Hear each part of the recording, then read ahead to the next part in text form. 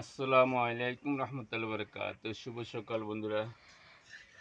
পবিত্র শুক্রবার জুম্মা মোবারক দিন। তো বন্ধুরা দেখতে পাচ্ছেন এখানে আমি সকালে খাওয়ার জন্য পিঠে বানাচ্ছি সকালের নাস্তাটা।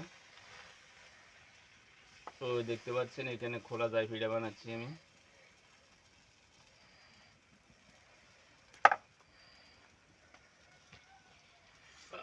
তো প্রিয় দর্শক শ্রোতা, সকালে ফ্যামিলি সদস্যের জন্য নাস্তাটা বানাচ্ছি, খোলা যায় পিঠে বানাচ্ছি।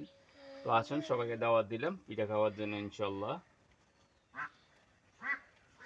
চলে এসে তাড়াতাড়ি